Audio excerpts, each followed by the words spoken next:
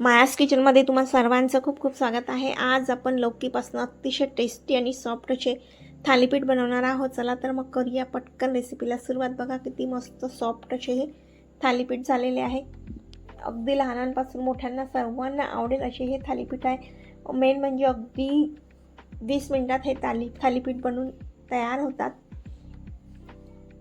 नाश्त्यासाठी हे एकदम बेस्ट ऑप्शन आहे थालीपीठ। लौकीचं थालीपीठ नक्की तुम्ही करून बघा। तर बघा मी इथे लौकी घेतलेली आहे। लौकी घेताना अगदी कोवळी छान ताजी आणि कोवळी लौकी घ्यायची। तर बघा मी इथे लौकीची छान साल काढून घेत आहे।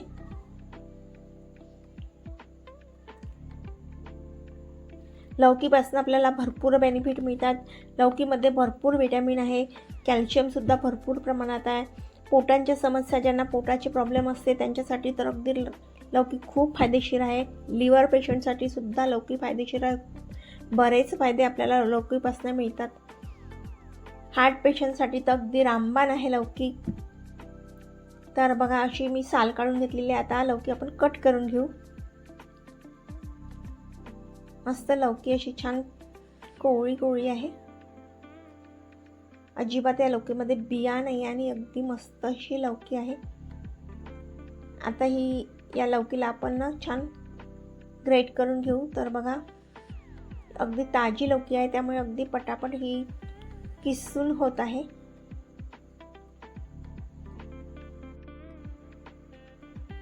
तर बघू शकता इथे लौकीचा किस छान अगदी लांब लांब असा झालेला आहे। बघा किती मस्त लौकीचा किस तयार झालेला आहे। तर यामध्ये आपण काही मिरची घेऊ। थालीपीठमध्ये मिरचीचं वाटण टाकल्यानं तर थालीपीठ खूप छान टेस्टी होतात। तर मी इथे हिरवी मिरचीचं वाटण वाटून घेत आहे। त्यामध्ये थोडे कढीपत्ता टाकलेला आहे आणि जाडसर असं वाटण वाटून घेऊ। तर बघा इथे आता या लौकीच्या किसामध्ये आपण हे मिरचीचं वाटण टाकून देऊ। 1 वाटी बेसन घेतलेला आहे, बेसन पीठ। अर्धी वाटी तांदळाचं पीठ घेतलेलं आहे आणि 1.5 वाटी गव्हाचं पीठ घेऊ, म्हणजे कणिक घेऊ। छान इथे आपण मिश्रण टाकलेलं आहे। अर्धा चम्मच हळद घातलेली आहे, अर्धा चम्मच लाल तिखट टाकलेला आहे, ओवा घालू 1 चम्मच। मस्त चटपटीत असे हे थालीपीठ होणार आहे। चवीनुसार मीठ घालू, बारीक चिरलेला सांबार घालू। अतिशय हेल्दी असे हे थालीपीठ होतात। अगदी लहान मुलांना आपण टिफिनला सुद्धा देऊ शकतो। छान हेल्दी असे हे थालीपीठ आहे, शिवाय अगदी पटकन होतात।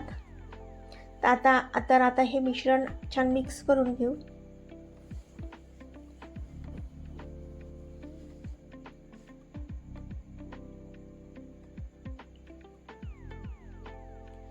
आता इथे मी अगदी थोडं दही टाकलेलं आहे। दही घातल्याने थालीपीठ छान सॉफ्ट होतात, त्यामुळे मी इथे दही घातलेलं आहे। नक्की दही घाला।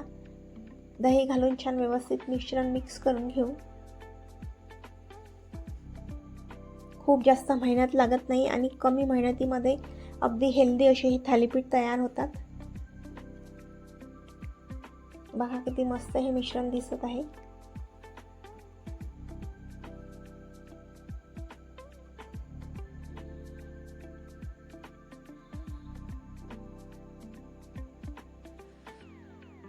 आता जिरेपूड घालू। अर्धा चम्मच जिरेपूड घातलेला आहे। जिरेपूड घालून छान व्यवस्थित परत मिक्स करून घालू।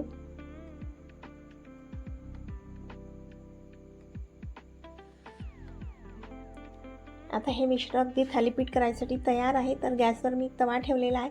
तव्यावर तेल घालू। तवा गरम झाला की छान थालीपीठ टाकू। तर बघा इथे छान मिश्रण टाकू। फक्त तवा छान व्यवस्थित गरम व्हायला पाहिजे, तरच आपलं थालीपीठ छान निघते। तवा गरम झाला नाही तर थालीपीठ तव्याला चिपकतात। तर गॅसची फ्लेम छान मोठी ठेवायची आणि हे थालीपीठ छान हाताने पसरवून घ्यायचं आणि जमेपर्यंत छान अगदी जेवढं पातळ होते तेवढं पातळ असं हे थालीपीठ करून घ्यायचं। वरून थोडं पाण्याचा हात घ्यायचा, म्हणजे थालीपीठ अगदी व्यवस्थित होतात। आता 1 सेकंदसाठी आपण हे त्यावर झाकून घेऊ.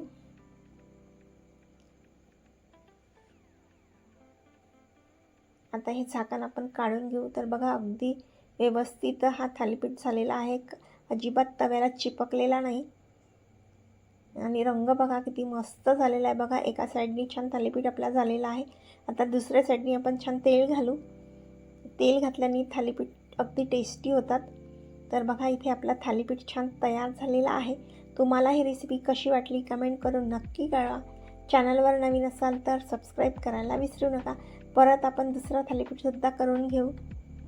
अतिशय हेल्दी अशी ही रेसिपी आहे. नक्की तुम्ही करून बघा आणि तुम्ही केलेली रेसिपी कशी झाली कमेंट करून नक्की कळवा.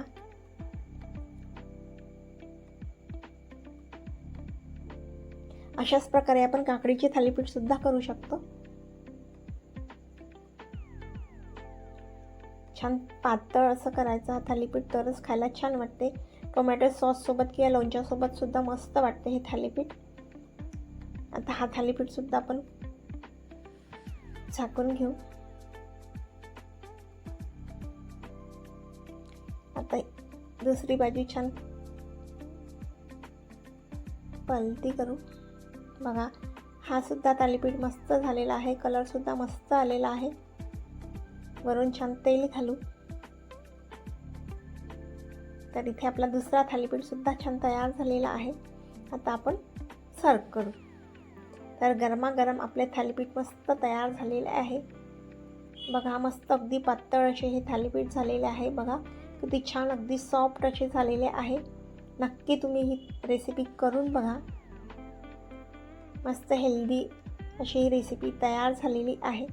बघा अगदी सॉफ्ट. पुन्हा भेटू अशाच एका नवीन रेसिपी सोबत.